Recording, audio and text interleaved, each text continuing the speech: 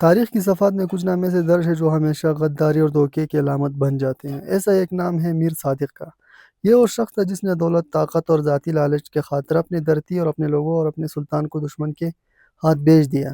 آج ہم جانیں گے کہ میر صادق کون تھا اور کیسے اس نے ایک عظیم سلطنت کو مٹنے پر مجبور کر دیا۔ 18ویں صدی کا ہندوستان، جب جنوبی ہند سلطنت خداداد میسور کا سورج اپنے بلندی پر تھا، سلطان فتح علی ٹیپو ایک بہادر، نڈر اور جدید سوچ رکھنے والا حکمران جس نے انگریزوں کے سامنے گھٹنے ٹیکنے سے انکار کیا۔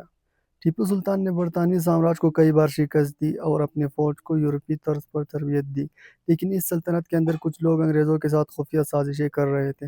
ان میں سب سے بڑا نام تھا میر صادق، وزیر اعظم میسور کا۔ میر صادق کو اقتدار کا نشہ تھا، وہ خود کو ٹیپو سلطان کی جگہ دیکھنا چاہتا تھا۔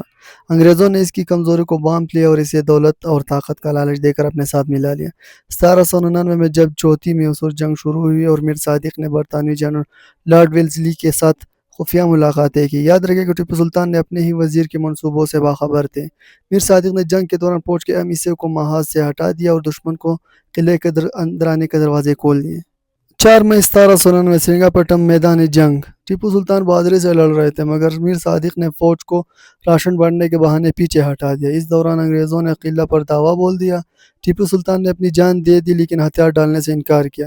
یہ ایک عظیم سپہ سالار دشمن کی گولیوں کا نشانہ بن گیا اور میسور کی آزادی کا سورج غروب ہو گیا۔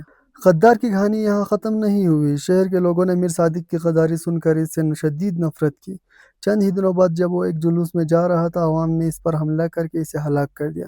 کہتے ہیں اس کے لاش کو زمین میں دفنانے کے بجائے گندگی کے ڈھیر پر پھینک دیا تاکہ ہر آنے والا انسان اس سے عبرت حاصل کر سکے۔ تاریخ ہمیں یہ سبق دیتی ہے کہ غداری کا انجام کبھی اچھا نہیں ہوتا۔ میر صادق دولت اور طاقت تو چاہتا تھا مگر عزت اور وفاداری بیچ کر جو کچھ ملا وہ چند دنوں کا فریب تھا۔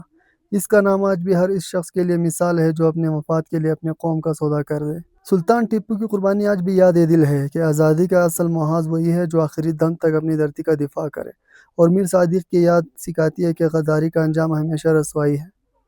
یہ تصویر کاریوں کی ایک خوبصورت سیریز ہے جو میر صادق میسور کے وزیر اعظم اور غداری کا سلاح خوار اور اس کے دور کے تاریخ مناظرات کو اجاگر کرتی ہے۔ پہلی تصویر میں میر صادق ایک خطاطی نما تصویر غالباً دیواروں پر بنائی گئی ایک نفیس پینٹنگ کا حصہ ہے جس میں ان کی شرافت دکھائی گئی ہے مگر ان کا چہرہ بعد میں مسخ یا کٹ کر دیا گیا ہے۔ وہ تاریخ میں غدار کے طور پر یاد کیے جانے لگے۔ دوسری تصویر سرنگا پٹم کے محاذرے پر مبنی ایک جنگی منظر جہاں ٹیپو سلطان کی آخری جدوجہد دکھائی گئی ہے۔ یہ میسور کی آخری جنگ کے تاریخ کے تناظر میں اہم ریکارڈ ہے۔ تیسری تصویر ایک دیوار نگاری کا مرکزی منظر جہاں میر صادق بڑے وقار کے ساتھ ٹیپو سلطان کو خطاب کر رہے ہیں، تاہم بعد میں اس پینٹنگ سے ان کا چہرہ ہر بار مٹایا اور منسوخ کیا گیا جو عوام کے فنکارانہ رد عمل کا مظاہر ہے۔ چوتھی تصویر میر صادق کا ایک پورٹریٹ سٹائل پینٹنگ شاہی دربار کے منتظر جو عزت و مرتبے کے علامت کے طور پر پیش کیا گیا، لیکن آج یہ تصویر بھی ان کی غداری کی وجہ سے منفی تناظر میں نظر آتی ہے۔